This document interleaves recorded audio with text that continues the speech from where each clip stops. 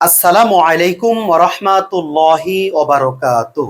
সম্মানিত ভাই বোন, রমাদান মাসের এই শেষ দশকে মহান আল্লাহ তাআলার পক্ষ থেকে বিশেষ একটি অফার চলছে। কোন সে অফার আমরা কি প্রত্যেকেই জানি? সেটা হলো লাইলাতুল কদর। লাইলাতুল কদর মানে কি? লাইলাতুল কদর মানে হলো হাজার মাস অপেক্ষা উত্তম হচ্ছে একটি মাত্র রাত। এই একটি মাত্র রাত্রে আমরা যদি ইবাদত করি তাহলে হাজার মাস অপেক্ষা উত্তম হবে সেই রাত্রির ইবাদত। তাই সম্মানিত ভাই বোন, এই যে শবে কদরের রাত, এই রাতটা আসলে মূলত কোন রাত এটা নির্দিষ্ট করে বলা খুব কঠিন। তাই রমাদানের শেষ দশকে যে কোনো রাত্রে লাইলাতুল কদর হতে পারে।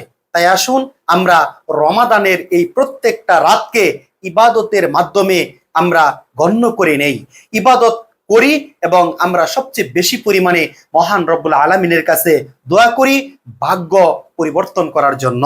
সম্মানিত ভাই বোন, এই যে এত মহিমান্বিত একটি রাত, এই রাত্রে আমরা আসলে মহান রব্বুল আলামিনের কাছে কিভাবে দোয়া করব আমরা হয়তো অনেকেই জানি না। ঠিক এরকম ভাবে আয়েশা রাদিয়াল্লাহু আনহা তিনি রাসূলুল্লাহ সাল্লাল্লাহু আলাইহি ওয়াসাল্লামকে জিজ্ঞেস করলেন, হে আল্লাহর রাসূল, আমি যদি লাইলাতুল কদরের রাত্র পেয়ে যাই তাহলে আমি কি করব? আমার করণীয় কি? আমি কি দোয়া করব? তখন রাসূলুল্লাহ সাল্লাল্লাহু আলাইহি ওয়াসাল্লাম তিনি বললেন আয়েশা রাদিয়াল্লাহু আনহাকে যে লাইলাতুল কদর তুমি যদি পেয়ে যাও তাহলে একটি দোয়া করো আল্লাহ তাআলার কাছে। সেই দোয়াটি আজ আমরা এখানে বোর্ডে লিখব এবং শিখব।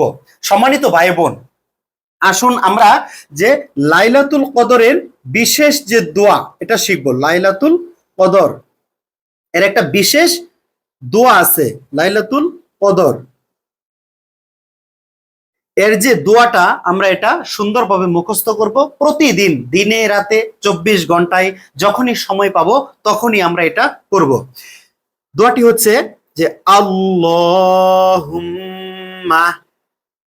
এই যে আল্লাহুম্মা, হে আল্লাহ, ইন্নাকা, ইন্নাকা, আল্লাহুম্মা ইন্নাকা, তারপর আফুউন, আফুউন, আফুউন, তুহিব্বুল, তুহিব্বুল, তুহিব্বুল আফওয়া, এই যে আল্লাহুম্মা ইন্নাকা আফুউন তুহিব্বুল আফওয়া, তারপর ফাফু আন্নি, যে ফাফু, ফাফু আন্নি, এই দোয়াটা, এই দোয়া আমরা মুখস্থ করব। যারা পারি না 5 মিনিট সময় লাগবে, আপনি মনোযোগ দিয়ে পড়ুন এবং মুখস্থ করুন।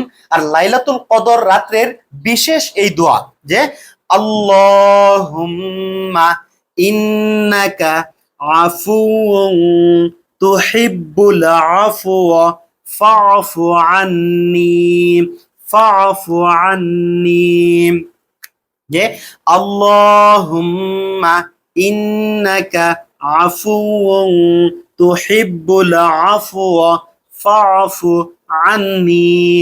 দোয়াটির অর্থ হলো আল্লাহুম্মা, হে আল্লাহ, ইন্নাকা, নিশ্চয়ই আপনি, আফুউন, ক্ষমাশীল, নিশ্চয়ই আপনি ক্ষমাশীল, তুহিব্বুল আফওয়া, আপনি ক্ষমা করতে ভালোবাসেন, ফাফু আন্নি, অতএব আপনি আমাকে ক্ষমা করে দিন। জীবনে আমি যত ভুল করেছি, যত অন্যায় করেছি, প্রত্যেকটা অশ্লীলতার জন্য, অন্যায়ের জন্য আমি আপনার দিকে ফিরে আসলাম। আমি আপনার কাছে আশ্রয় চাই এবং আমার জীবনের যাবতীয় ভুলের জন্য, প্রত্যেকটা পাপের জন্য আমি আপনার কাছে ক্ষমা চাই। হে আল্লাহ, এই লাইলাতুল কদরের রাত্রে আপনি আমাকে ক্ষমা করে দিন, এমন ভাবে ক্ষমা করে দিন যে আমার জীবনে যেন আর বিন্দু মাত্র একটি পাপও অবশিষ্ট না থাকে, আমি যেন নিষ্পাপ হয়ে যাই। এরকম ভাবে সুন্দরভাবে আমরা যেন মহান রব্বুল আলামিনের কাছে চাইতে পারি, দোয়া করতে পারি।